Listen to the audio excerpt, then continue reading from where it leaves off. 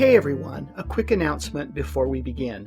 We are very pleased to say that Volume G of the Gospel Feast series, The Prophet Elijah, is now available on Amazon.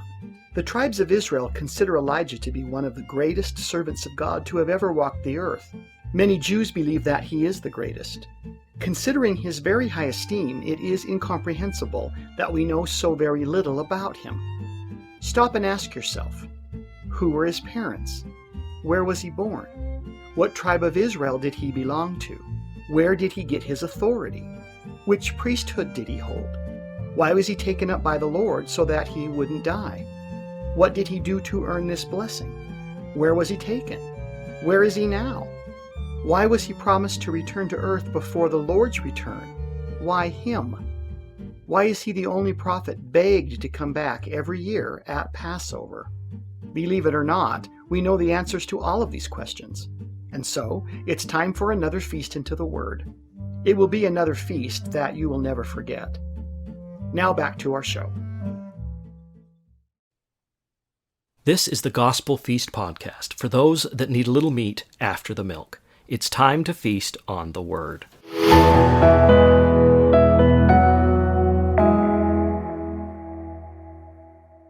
We will conclude our study of Ruth with the Book of Obadiah, because it is from this book alone that we learn the phrase, Saviours on Mount Zion. What is not expressed is how in the last days, that should mean to us right now, these Saviours would be known by their contrast to the dwellers on Mount Esau. So first, a little background on Obadiah, who wrote the very short book which bears his name, and this caution: the Lord is biblically correct, not politically correct, but we'll let him speak for himself. Obadiah came from the land of Shechem, particularly from the field known as Beth Hakarim, or the House of the Vineyard. Surprisingly, he was an Edomite, but he had been tutored by the great Elijah, who knew him well. He was the third captain of 50 whom Elijah spared. He accompanied the prophet to Ahaziah. He was a very capable man. He got a job working for Israel's famous King Ahab and was the one who hid the 100 righteous prophets from Queen Jezebel, as mentioned in 1 Kings 18. He had converted to Judaism previously, although it is not known if the royal court knew his allegiance to Judaism. This all makes a lot more sense when placed up against his book, as we shall soon see. The Lord chose Obadiah to witness the end of the House of Esau, likely because he was a member of that house. Perhaps the Lord felt that if they would listen to anyone, they might listen to their own. Edomites have always been a very proudful and stubborn race. They have always felt superior to others, although their collective accomplishments are a bit lacking when compared to other houses of the children of men. The Lord is willing to be the kinsman redeemer for the entire race of man, if they will have him. If they will come to him, he will call up their fellow kin to be Saviours on Mount Zion. We are all one big family divided into tribes and bloodlines. We have a responsibility first to our own ancestry, but also to all mankind as well. We have already spoken about God's sense of poetic irony. Jewish legends record that Obadiah was chosen because Obadiah was by birth an Edomite. He had been inspired by God to utter the prophecy against Edom. In his own person, he embodied the accusation against Esau, who had lived with his pious parents without following their example, while Obadiah, on the contrary, lived in a constant intercourse with the iniquitous king Ahab and his still more iniquitous spouse Jezebel, without yielding to the baneful influence they exercised. Furthermore, it is said that his book, like the writings of Isaiah, were heard from heaven in 71 languages. Obadiah's name means Jehovah's servant. Obadiah's book is the shortest in the Bible, only 21 verses in 3 simple groupings. The first 9 verses foretell the fall of the house of Esau, called Edom. The second part, verses 10 through 14, lay out the justification of this judgment. The final verses tell of the restoration of Israel and the day of the Lord. Its exact interpretation has proven challenging to scholars, as it raises questions that are not clearly understood. As the final chapters of the last days continue to unfold before our eyes, the promise of Gabriel to Daniel is coming true. Many signs and prophecies that were unclear in the past are becoming clearer in the last days. For example, it has become evident that much of the calamity that will overtake the world is rooted in the conflicts of the Middle East. As far away as that was in the West in 1980, post 9/11 Arabia feels like it's right across our southern border. The prophets, ancient and modern, have warned us about Idumea. Idumea is the Latin word for Edom. The Edomites are the children of Esau. Since Obadiah is the original source for the prophet Joseph's usage of Saviours on Mount Zion, and Obadiah's words are aimed at spiritual and literal Edom, we need to explore Esau's back history in brief. His is an important book to understand in these last days. Esau and Jacob were the twin sons of Isaac and Rebekah, the son of Father Abraham. If you will remember, the humble Rebekah was God's choice for Isaac. Their first and only children were twins, named Esau and Jacob. Hers was a difficult pregnancy, as her sons were continually wrestling one another, even in the womb. At birth, little Esau stuck his hand out first to claim the birthright. The midwife helping Rebekah tied a red thread to Esau's hand to prove that he was firstborn, but it would be Jacob who supplanted him over time, prevailing with God through righteousness. Jacob would be given a new name in time by the Lord. He was renamed Israel. Symbolically, if Israel is the Lord's, then Esau is a symbol of the other son, the rebel, the wild one who broke his parents' heart and claimed to have been the one who was wronged by his brother when he could not have all things his way. Esau is symbolic of Satan. Esau was the loud son who put himself forth on his own terms and screamed to be noticed. He was proud and untamable, but it was Jacob who was good and meek. Esau came out first. Jacob would come out first in the end. It was Jacob who wrestled with an injured God, and though wounded himself, prevailed to give birth to the 12 tribes, who would stand as chosen witnesses to all the world of God's goodness, mercy, and reality. In terms of our heavenly family, Esau is a type of Lucifer who fell. He is the strong, red, loud, wild beast man who thrust his hand up to say, "Father, I shall do it my way, and then take your glory. Surely I will do this." The Mount of Esau stands in contrast to the Mount of Zion, which is the bride of Christ. Literally, it is the cities of Jerusalem in Israel and the New Jerusalem in Missouri. Thus, the Mount of Esau is Satan's pretender, the whore mistress, known by the names Mystery Babylon, the Church of the Devil, the Synagogue of Satan, the Great Beast of State, the Illuminati, the Tares, the Goats, and even just the world. Esau had taught his children to hate Israel, and these have taught theirs. Today, the House of Esau is numerous. Like children squabbling over family heirlooms at a funeral in an attempt to prove who mother loved best, the children of Esau desire and lay claim to both the land of Israel and the birthright of Israel. Their blood and passion can be found today in 2 groups. The princes of Edom married the children of Keturah, Abraham's final wife.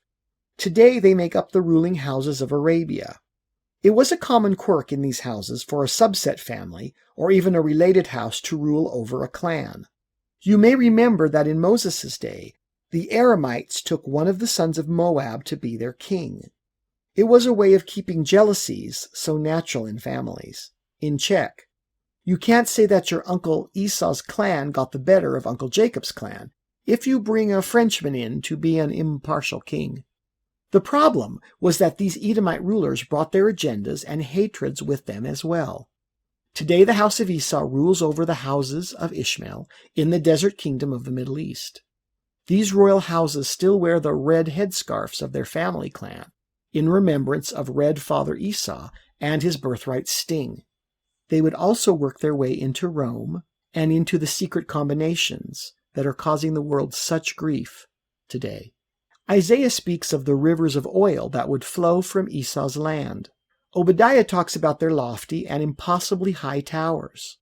Today, many of the tallest buildings in the world are in Arabia. The Khalifa Tower in Dubai is mind-boggling high. It is so tall that they say you can see the curvature of the earth from its top floors. It is said that on the 158th floor is the world's highest place of worship, an Islamic mosque. The view must be unbelievably grand. No sooner was this building built than there was talk of building something even taller in another kingdom of Arabia. It has become a competition. Which son of Esau has the bigger tower in his harem of buildings? Which son has the biggest ball court for soccer practice? Some things never change. What is a family rich in oil without a tower that seems to scrape the very stars? In the famous city of Mecca, the Abra al-Balit complex is another almost unbelievable achievement. Of the 7 skyscrapers that make up the structure, the central hotel tower holds the world's largest and tallest clock to help the faithful Muslims of the city remember to pray 5 times a day. 2 of its towers make up the 3rd and 4th tallest freestanding structures in the world as of this recording. This great and spacious building complex is just minutes away from the world's largest mosque and Islam's most sacred site, known as the Masjid al-Haram. It is said that nearly 1 million people can pray there at the same time. The great Colosseum in Rome sat 50,000 persons. Our conference center, which is a magnificent milestone in the history of our people, seats 21,000 and is nearly filled to capacity every time the brethren speak, and is filled to capacity every time the Muppets come to sing with the choir in Salt Lake City. I couldn't resist that, sorry. 1 million people. If a mosque that can hold 1 million people is not a wonder of our modern age, I don't believe there is one. It is also astounding that all of this was built from the sale of oil, primarily to us. Realizations like this, however, do add a fascinating weight to the prophecies that you and I read over, sometimes much too quickly. These Edomites who rule over their Arab brothers today grew from their ancient lands called Idumea in the south end of the Salt Sea and continue on the east side of the Rift Valley all the way down to the Gulf of Aqaba. Idumea benefited from the water which would run from the surrounding hillsides. Water is life in the desert, and here it quaffed the deer and game that fed on the green grass in the valleys where Esau once loved to hunt. The grasslands also made horsemanship possible, and the children of Edom still choose their noble Arabian horse over the lesser camel.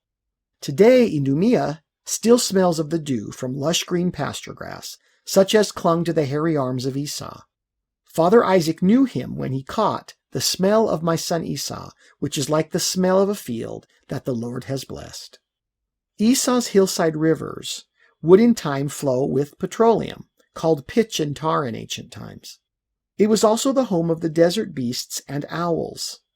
When the harsh and wild princes of Edom decided to claim lordship over the more earthly and humble Ishmaelite Arabs, they used the birthright of Abraham as justification, saying that they were the first sons of Isaac's firstborn son, and thus had the right to rule over them.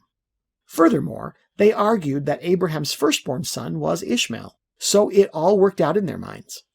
When Jacob's children were imprisoned by Egypt, Esau's princes were happy. When the God of their fathers freed Israel, the Edomites refused to let them cross through their land in their time of need. Perhaps their most infamous insult occurred in the days of Israel's captivity by Nebuchadnezzar. It was then that they participated in the destruction of Solomon's temple. When the Babylonians invaded Judah, capturing Jerusalem, the Jews who survived were exiled to Babylon. The princes of Esau greedily saw their chance at the birthright lands. They occupied the property belonging to their Jewish kin, entered into their abandoned homes, and claimed whatever they could grab. They were so happy to see their cousins suffer that they even rounded up any escaping Israelites they could find and turned them over to the Babylonian authorities. That really angered the Lord. The terror of frightened women and children rounded up and given over to be carried away speaks of the horrors of its repetition in Gestapo Europe. These were likely the bandits that Lehi and his family feared when they were hiding in the wilderness making their way to the Promised Land. In aiding Babylon at the time of Judah's greatest turmoil, Esau showed his true blood-red colors. It is true that the Lord had decreed the captivity of Israel, but it further shows you the personality of the Lord. Had Esau at least tried to come to Israel's defense as brother cousins, it would have been set upon their heads for righteousness. By kicking the family when it was down, they had done the unforgivable, and they would not be forgiven. Edom had dared to become the servant of Babylon the Great on Israel's lowest day. The Lord himself swore to remember the insult. In time, the Edomites lost their homelands and the lands they stole.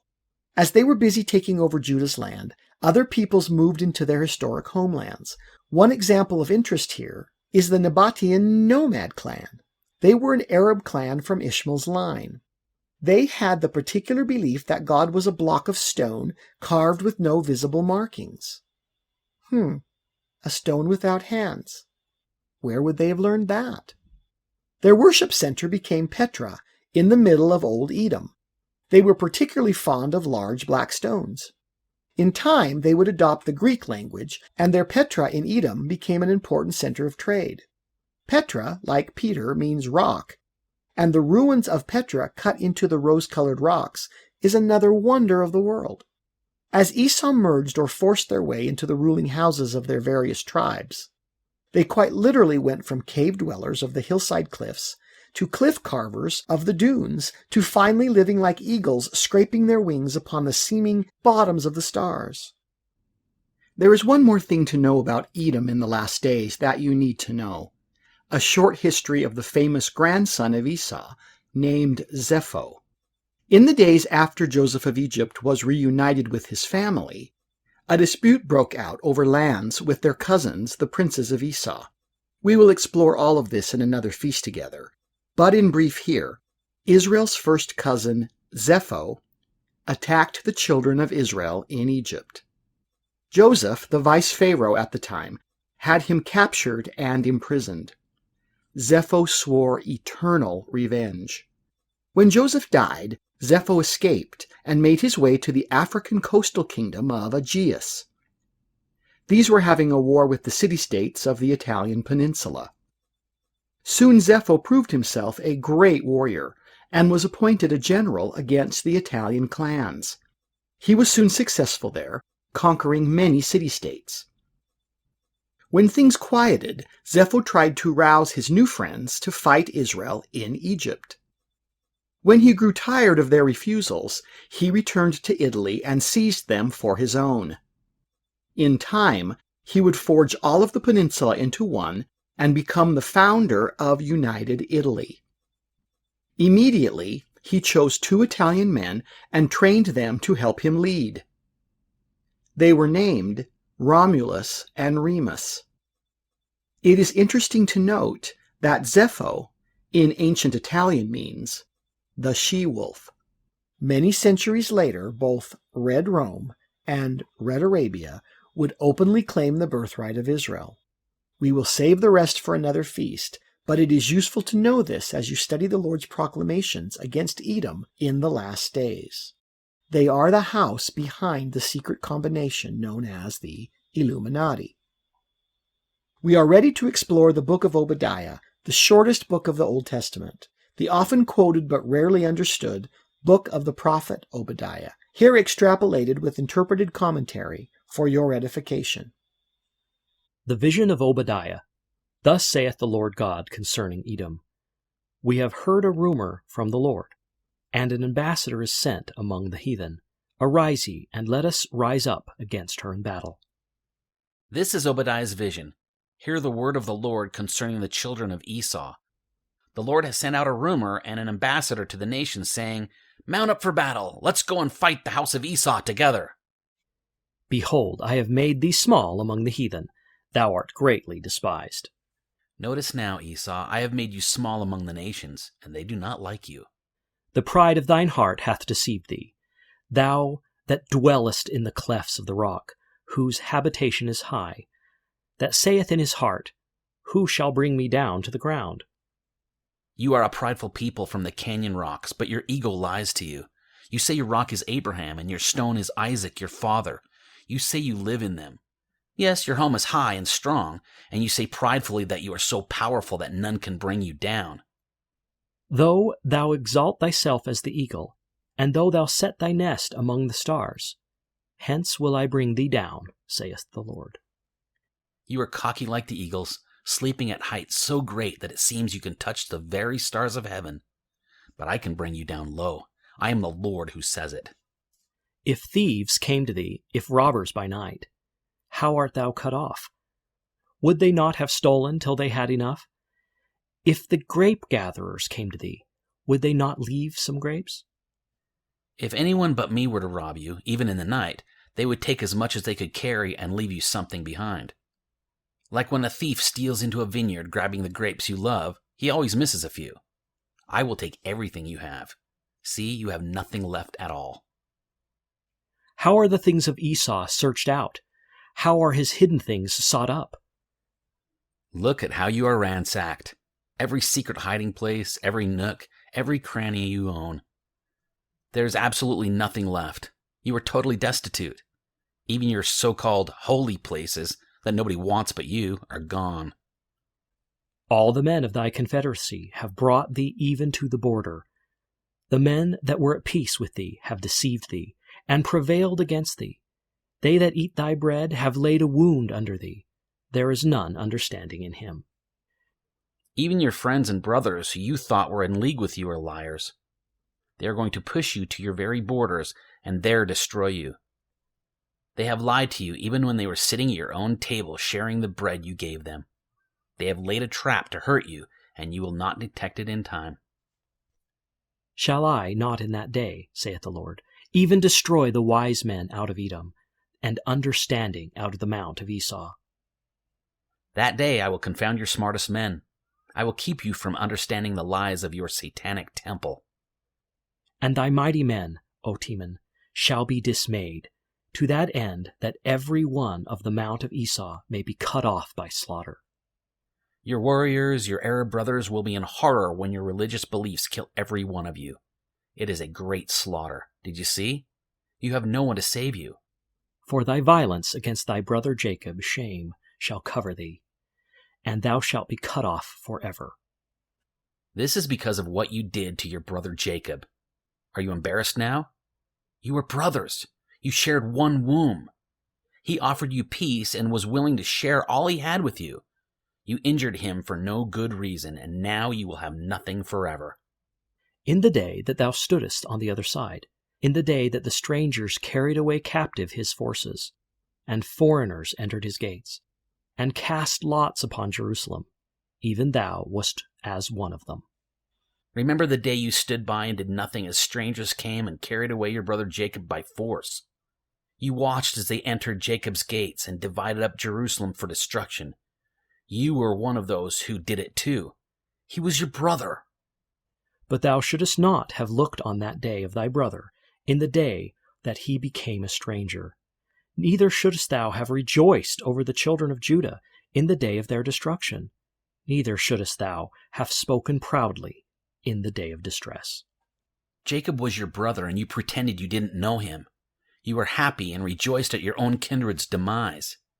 In their most desperate hour, you were glad and spoke happily about it. That was not right. He was your brother.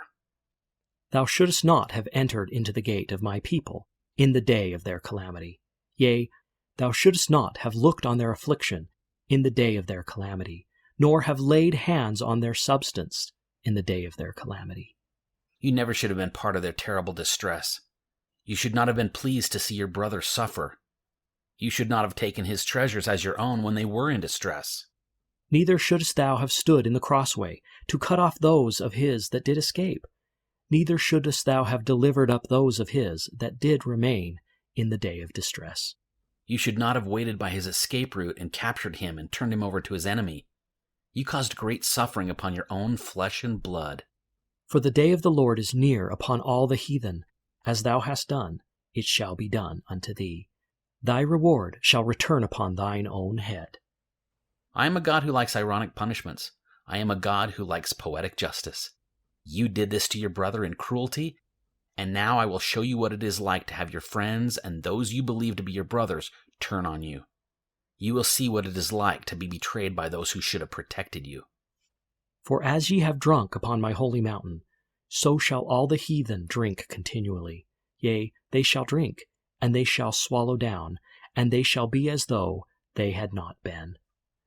Just as you got drunk and were merry on my holy land when your brother fell, so will your pretended friends rejoice greatly and drink and be glad when I make you fall at their hands. I will let them be so happy that they will get drunk again and again, and their stumbling drunkenness will not even stop their joy. But upon Mount Zion shall be deliverance, and there shall be holiness, and the house of Jacob shall possess their possessions. While they destroy your so-called holy homeland, on my land there will be redemption again. My house will be holy again. You will see your brother Jacob, who I named Israel, prevail again, and have all that was taken away from him returned. And the house of Jacob shall be a fire, and the house of Joseph a flame, and the house of Esau for stubble. And they shall kindle in them, and devour them, and there shall not be any remaining of the house of Esau, for the Lord hath spoken it. The house of Israel will be filled with my burning love again. The children of Joseph will be filled, bright and powerful, like a flame of fire. They will be a light. They will glow in glory, but you, Esau, your house will be burnt to the ground. When they shine brightly, you will be burnt to the ground until you are completely gone. I, the Lord, have spoken. The house of Esau will be no more. And they of the south shall possess the mount of Esau, and they of the plain of the Philistines, and they shall possess the fields of Ephraim, and the fields of Samaria, and Benjamin shall possess Gilead. I will give those of the south all of Esau's homeland, and the plain dweller all of the Philistines' house. Israel will have Ephraim's portion back with the northern kingdom of Samaria. Little Benjamin will even take Gilead and be healed. And the captivity of this host of the children of Israel shall possess that of the Canaanites, even unto Zarephath, and the captivity of Jerusalem, which is in Sepharad, shall possess the cities of the south. Israel will finally have all of the land and promises that I, the Lord, gave to him. Everything that has been usurped that is mine to give will be given to Israel, just as I have said before.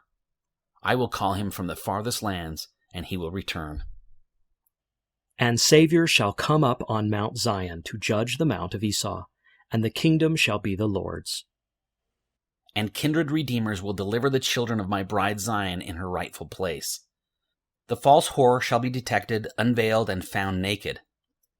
The false black rock of your foundation, like Lucifer fallen from heaven, will uphold no one any longer. The kingdom belongs to the Lord. What a magnificent prophecy! Is it any wonder the Lord and his prophets preserved it, and the angels shouted it aloud in every tongue? Is it any wonder Joseph Smith loved it, and claimed the label of Saviours on Mount Zion for the saints in our latter-day work? In order to explore this vision in more detail with due deference to these last days, we will need to engage in a little dangerous speculation. If you have been feasting with us in the Gospel Feast series, you will remember that our philosophy on speculation is very specific. In short, we are willing to explore possibilities and speculate on meanings here because we are adamant in making a deal with each other that these speculations are only educated opinions. They do not and will not affect our core testimony in the restored gospel of Jesus Christ, our firm belief in the standard works, official doctrine, and counsel of our living prophets. We are willing to admit that our investigations together may be wrong, and we are okay with that. Let's speculate. For Latter-day Saints, all of this is part of the telestial struggle of good versus evil. Anytime we embrace the nurturing spirit of Lady Zion by fulfilling the mission of the Lord's church, we are saving the human race anew in the name of the Lord. All of the temple work we do for those who cannot do it, all of the missionary work we do for those who are lost in bad traditions, all of the saints gathered and ministered to in the here and now, fulfill the words of Obadiah. There are many, many Ruths out there watching Naomi's example. There are not enough Boazes to save them, but we can be willing to try. In the not-too-distant future, King Gog and his people called Magog will join with the Arab children of Esau and attack Israel. This will begin the end-time wars recorded in Daniel, Zechariah, Ezekiel, Revelation, and the Doctrine and Covenants. In order that the entire earth not be wasted when the Lord Jesus returns to save his Jewish kin, not so much because of them, but because he made a deal with Abraham, Isaac, Israel, Joseph of Egypt, King David, and Solomon, and a few others too, that he would save their children. He will save them. He will also save Ephraim and Manasseh because of the new covenants remade with them, as well as promises made of old. The final end of Gog and Magog will put an end to the war in heaven that started so very long ago. This final end will occur after the millennium, but that is another feast. The important thing to remember is that Lucifer has set up a false mount to confuse the children of men looking for peace and safety. Since there is more than one mount upon the earth, the wicked, those beguiled, and those too stupid to see for themselves, flock to Esau's mount and not the Lord's. Esau's mount has several names: Idumea, Seir, Edom, Mystery Babylon, the whore of all the earth, the Illuminati, the great and spacious building, the great beast, the synagogue of Satan, Shinar, and yes, the church of the devil. Mount Zion has a few names too, but the only one you need to remember is the Church of Jesus Christ of Latter-day Saints. Many thanks to all our listeners and to all those who asked their questions this season. For Season 4, we are going to explore the mystical and very difficult book of Zechariah. Our author and historian, Reed Simonson, is going to take us on an Eastern thinking bonanza into one of the least understood books and rarely explored powerhouse of a book, Zechariah. So, you won't want to miss Season 4.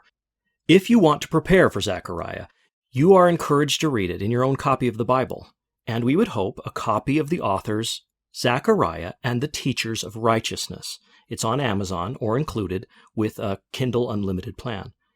We do have another 7th episode coming up, and a surprise bonus episode as well. So, until next time, stay hungry and keep feasting on the gospel of our Lord Jesus Christ. A very special thank you to Hollywood actor Jim Jepson for his voice talents.